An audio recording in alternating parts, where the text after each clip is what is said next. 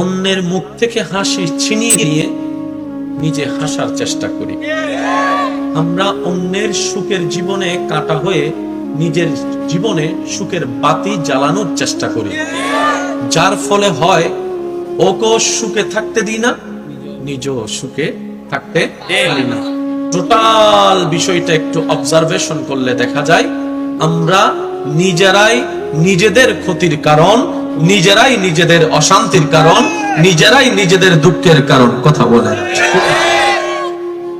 এবার বলেন, আল্লাহ তাআলা আমাদের জন্য কি সুখ রাখেননি? আমরা পাচ্ছি না কেন? নিশ্চয়ই আমাদের কোনো একটা জায়গায় ভেজাল আছে। একটু সবাই মিলে বললে খুশি হব। আমার ভেজালটা আসলে কাদের ভিতরে? আমারটা আমার ভিতরে, আপনারটা আপনার ভিতরে। এবার আপনারা একটু ভেবে বলুন তো, হাজারবার চেষ্টা করলেও কি এই দুনিয়ায় আর আসতে পারবো? তাহলে আমাদের সুযোগ কয়বার? এই যে গিয়েছে যারা, আর আসার সুযোগ পাচ্ছে না। আমরাও চলে যাব একদিন। হয়তো এই দুনিয়াবাসী যারা মাটির উপরে থাকবে তারা আমাদের নাম নিয়ে হয়তো একটু স্মরণ করবে, বাস এইটুকু। এর বাইরে কিচ্ছু করা সম্ভবপর না। আল্লাহ তাআলা আমাদেরকে একটু বুঝার তৌফিক দান করুন।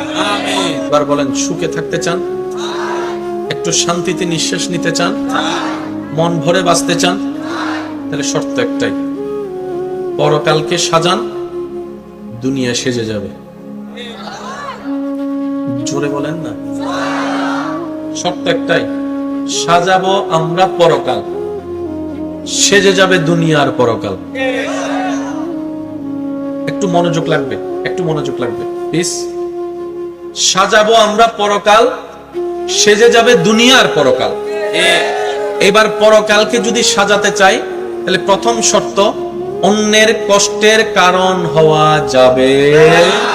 যদি এই শর্ত মেনে নিই তাহলে আর কারো মুখ থেকে হাসি ছিনিয়ে নেওয়ার দুঃসাহস আমরা করতে পারবো না।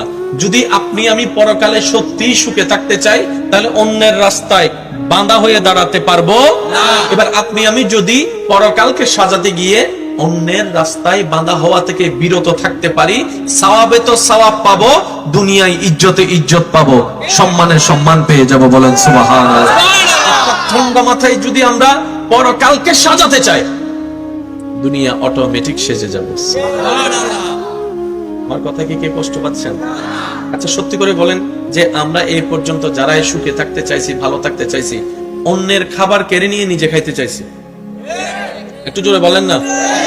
আমি যদি মাথায় এই কথা বসাই ফেলি, রিজিকে যদি আমার থাকেও, আমি পিছনে থাকলেও সেটা আমার কাছে আসবে, তাহলে তো আমার এখানে লাইনের মধ্যে দৌড়াদৌড়ি করা, ধাক্কাধাক্কি করার কোনো দরকার।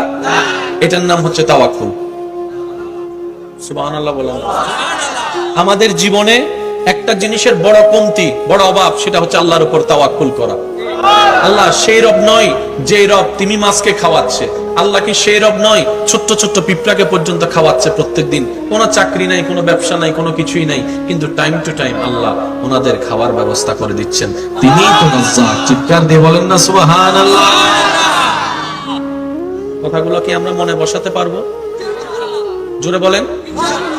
নিজের ভালোর জন্য হলো বসাইতে হবে, এই ছাড়া দ্বিতীয় কোনো উপায়। আচ্ছা এবার আসেন ভাইয়া, একদম সাইলেন্ট। সুখ শান্তি যারা চান দিবেন কে? আল্লাহ দেওয়ার একটা কারণ লাগবে না? যেমন আপনি যখন নামাজে মাথা ঝুঁকাই দিবেন, দেখবেন আপনার ব্রেন শান্তি হয়ে যাবে। তাহলে আপনি নামাজে ঢুকলেন, আল্লাহ আপনার মন শান্তি করে দিল, ব্রেন শান্তি করে দিল। সুবহানাল্লাহ। এবার সত্যি করে একটা কথা বলেন, নিজে খাইলে কি বলে? আমি সবার মুখে শুনতে চাই, নিজে খাইলে কি বলে? আর মানুষকে খাওয়াইলে? আমি শুনি না, আরো জোরে। নিজে খাইলে পেট ভরে, আর অন্যকে খাওয়ালে দেখবেন আপনার মনটাই ভরে গিয়েছে। আপনি রাস্তা দিয়ে যাচ্ছেন, হঠাৎ ক্ষুধা লাগলো, একটা টঙের দোকানে আপনি গেলেন, আপনার পকেটে মাত্র 30টা টাকা আছে, বেশি কোনো টাকা নেই। আপনি ক্ষুধা নিবারণের জন্য ওই টঙের দোকানে গিয়ে একটা কলা, একটা বন নিলেন, একটা চা নিলেন।